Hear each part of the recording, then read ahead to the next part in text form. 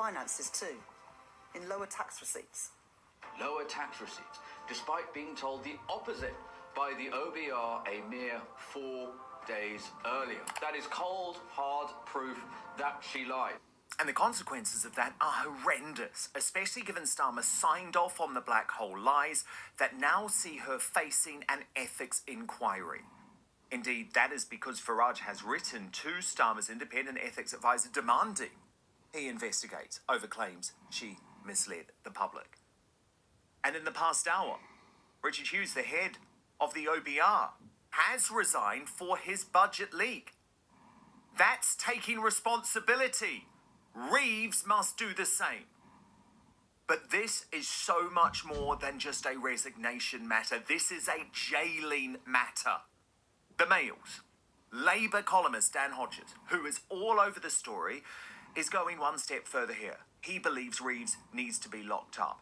First, he made the point that Reeves is benefiting from people focusing on the wrong aspect of the OBR story. Yes, she lied to the country in her speech of the 4th of November, but the major issue is the briefings that were delivered on the 14th of November to manipulate the markets. That's where she's in serious trouble.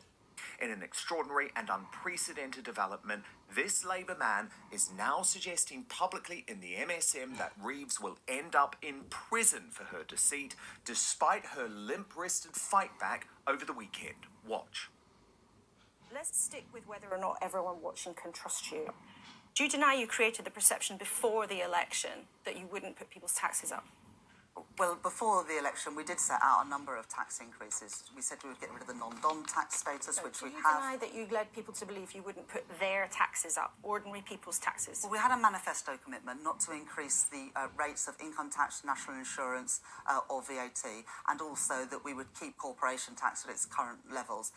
In the budget last year and the budget this year, I have stuck to those. But I was really clear on that speech that you referenced on the 6th of November that I would be asking everyone to make a contribution to be able to protect funding for public services. And that is why I made the decision to freeze the tax threshold for a further 3 years. The Conservatives froze that for 7 years. We have extended it from 2028 by an additional 3 years, but we haven't changed the rates of income tax, national insurance, VAT, or indeed how we haven't changed the corporation tax rate. But as a result of your decisions this week, 1 million more people, more than 1 million people, will start paying income tax or pay higher rates in the years to come. 2028. You're raising an extra £8 billion out of income tax. So whether it was the spirit or the letter of your election promise that you wouldn't put taxes up on working people, you have broken that promise, have you not? Well, I was really upfront in my speech, both in the budget this week and also on the 6th of November. So let's be upfront now. You've broken that promise, haven't you? Well, I have asked people to make a contribution. We didn't break the manifesto. We haven't broken the manifesto because that's explicitly said about the rates. But am I asking working people to pay a bit more? Yes, I am asking working people to pay a bit more. And I have been clear and honest about that. Lock her up. Reeves was then faced with the indignity of being forced to watch her previous lies played to her by Trevor Phillips over at where we left off last year. Let's remind ourselves of what you said to me 12 months ago. We've now wiped the slate clean under the mismanagement and the chaos of the previous government. It's now on us. We're putting out into the open. Okay. We've set the spending envelope for the course of this parliament. We don't need to come back for more. We've done that now. We've wiped the slate clean. Yeah, look, I'm not going to be able to write 5 years' worth of budgets on this show today, but what we have done, there's no need. Will there be more tax rises? You're right, Trevor. There is no need to come back with another budget like this. We never need to do that again. We've now, Trevor, set the spending envelope for the remainder of this parliament. We don't need to increase taxes further. We need to do two things now. We need to reform our public services to make sure they work better, and we need to grow our economy. That wasn't true, was it? Well, the budget this year was not on the scale of the one last year, but as I set out in my speech at the beginning of November, the context for this budget did change, and I did have to ask people to contribute more. Lock her up. Reeves has today been reported to the police by Richard Donaldson of the Great British Strike. What? Yes, but tell me briefly what's happened. I've been lied to many times in order to hand over more. Well, what's happened is, obviously, you've got Rachel Reeves, Keir Starmer, who have stood publicly and stated time and time again that there's a black hole, a financial black hole that we need to pay into. As a result, they've raised taxes and levies, etc., which I believe is fraud because they've lied. And like I say, due to reports that the OBR have released, also evidence within the media and things that I've seen personally. So for you, the suspects, sorry, who are the suspects? Are you saying... The suspects are our Prime Minister, Keir Starmer, and Rachel Reeves. Right, okay.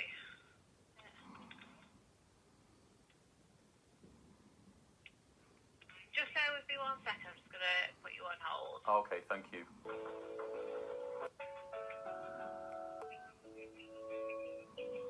Hello. Hi, thank you for holding. I just wanted to get some advice from my supervisor. Yeah, from regards to this, I won't be taking this report from you. What I would recommend for you to do is, if there's an issue in regards to that, you need to go onto the House of Parliament website and take a complaint through there. So the police might be trying to dismiss this for now, but it's really worth me showing you this Dan Hodges column, which has shaken the Westminster elite and Starmer's cabinet to its core. Remember, Hodges is a Labour man. He wrote, "This morning there's a debate raging about whether Rachel Reeves can survive the revelation that she deliberately lied to the voters, the markets, and Parliament over her £26 billion budget hammer blow to the working people of Britain. But that's the wrong question. The real issue is whether the Chancellor will have to resign or if she's heading to jail. The facts are uncontested. On September 17, Reeves was handed some good news. The OBR informed her the £20 billion budget black hole she believed she was facing had actually shrunk to £2.5 billion as a result of changes to real wages and inflation. Yet for some inexplicable reason, she ignored the new positive forecast. On November the 4th, she delivered a bizarre scene-setting speech in which she produced a chilling analysis of the nation's finances. Immediately afterwards, her aides explained this meant income tax was going to have to rise. Then Reeves panicked. In the face of opposition from her own backbenchers and with Labour's focus group showing a potentially existential backlash against a manifesto breach, it was hurriedly announced the basic rates of tax would not be raised after all. The decision to drop the hike in tax rates was an economic, not political decision, they insisted. So Reeves lied, and then lied, and then lied, and then lied again. She deliberately distorted the fiscal picture to justify her tax rate. Contrary to her claim, she was consistently commenting and speculating, first to manage political expectations, then to try to stabilise the markets when that management went awry with potentially dire consequences. Yesterday, Shadow Chancellor Mal Stride wrote to Nikhil Ratti, head of the Financial Conduct Authority, demanding an investigation into an apparently clear attempt to manipulate the markets through selective and unauthorised briefing of highly sensitive data, a prima facie breach of regulatory law. The FCA's rules are clear. Criminal sanctions for insider dealing and market manipulation can incur custodial sentences of up to 10 years and unlimited fines. Reeves knows this only too well. Lock her up. Dan Hodges went on. This weekend, Labour MPs are alarmed and perplexed at how their Chancellor has precipitated yet another government crisis. Why did she do it? One exclaimed, how did she think this was going to come out? The answer is Reeves' increasingly selfish fight for political survival. Reeves was always going to face a reckoning over her deceit. As things stand, she will be fortunate if that involves only the loss of her job and not her liberty. Now, even though the regime media is treating this story in a completely different manner than if this were a right-wing government, the penny is starting to drop, even at the British Fashion Corporation. Watch. Rachel Reeves, this has just flashed up. The BBC's now having a go. Rachel Reeves misled the BBC in the run-up to the budget. The corporation's political editor Chris Mason has just said he concluded that Miss Reeves withheld vital information from voters when she laid the ground for tax rises. Nigel Farage, when the BBC come for you, you're not doing great, are you? No, you're not. And the BBC should know about misleading. They've been doing it for decades. So if they've called it out, then I tell you what, for Chris Mason to say that is a big pitch.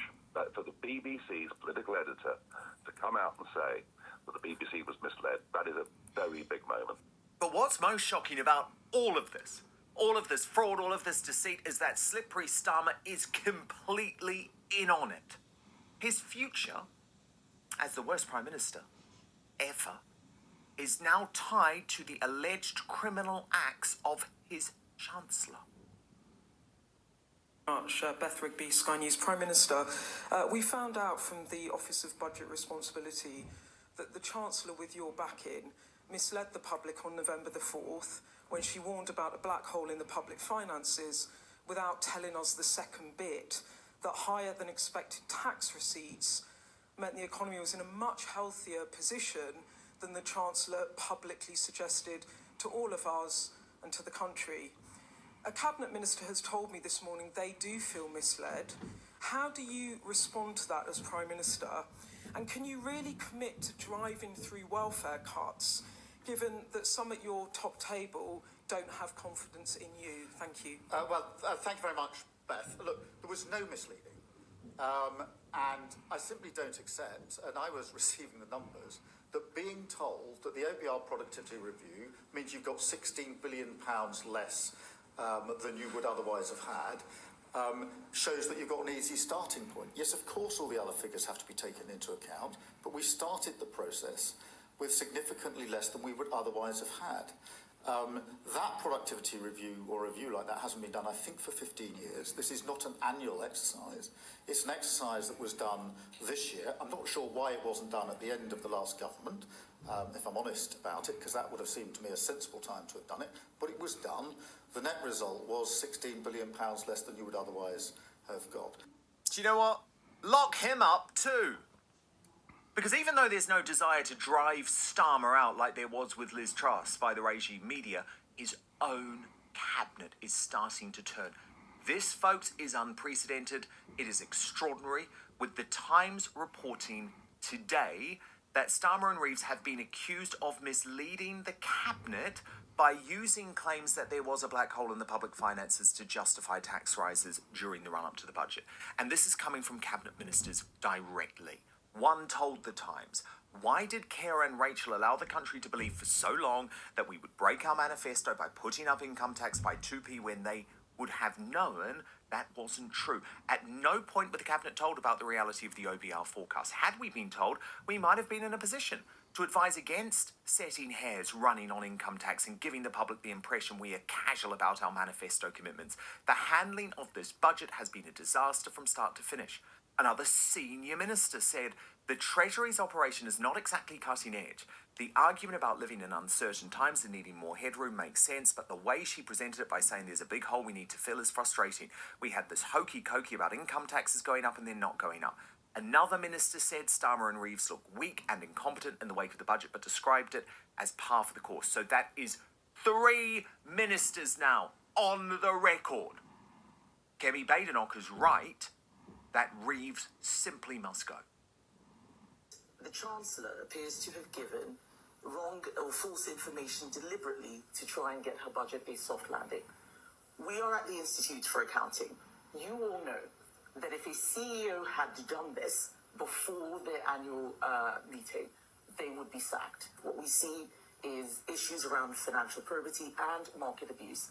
And I do believe that she should resign because of that, because she has given false information, broken promise after promise, given people false hope and false reasons to vote Labour, not been able to stick to them. What she's shown is that she cannot manage the economy. Priti Patel agreed. Writing lies and damn Labour lies by corrupt Labour government, Starmer and Reeves lied to the British people and put their selfish political survival above the needs of our country. They are not capable of serving our country and should be sacked. Zia Youssef deliberately disseminating false information to financial markets is market abuse under the Financial Services and Markets Act 2000. Reeves has obviously done so. The evidence is in the public domain. She must go. But can I just ask for 1 second, where are all of those moralists on the left? Those moralists on the left who campaign day after day for Boris Johnson to go, do you remember that? Over a piece of cake. Where are they? Chris Rose, during Cakegate, Carol Vorderman was furious and close to tears. Now that Reeves has lied and potentially manipulated the financial markets, not a peep from her. Where are her tears for the working families worse off? The long threads explaining Rachel's deception. I mean, can you believe this? Narendra Kaur is actually even arguing that Reeves is being bullied, writing, I understand that we need to know if Rachel Reeves lied, but the manner in which Trevor Phillips and now Laura Kuenssberg are talking to Reeves is shocking. Like she's a naughty school kid, demeaning. Kemi Badenoch seems to have started this last week. Rachel Reeves is being bullied, as we speak, horribly bullied. Jeremy Clarkson's one-word reply was damning. Diddums. But this all adds to the culture of chaos and anti-British sentiment around this government. A government, by the way, whose Deputy Prime Minister, Calamity Lammy, removed a portrait of the late Queen Elizabeth II in favour of Pan-African flags. Yes, the late Queen was removed from the Foreign Office's Whitehall headquarters after Mr. Lammy entered government in a flurry of redecoration after Labour's win. No wonder their tectonic plates are shifting in British politics, with a new Find Out Now poll revealing that a party led by Rupert Lowe would receive 10% of the vote nationally. And that's before the Restore Britain leader has even launched a party. He responded to my revelation by teasing incredible. I want to thank everybody for their continued support. It honestly means a lot. I'll work with anyone to deliver for the British people. That is my only priority, country before party, every single time. 2029 is a long way off. Let's see what happens. And that is true, of course.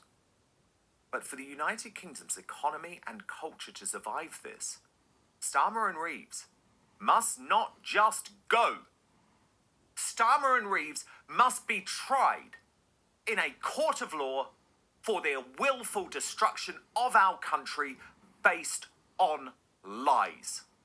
Now, the Superstar panel.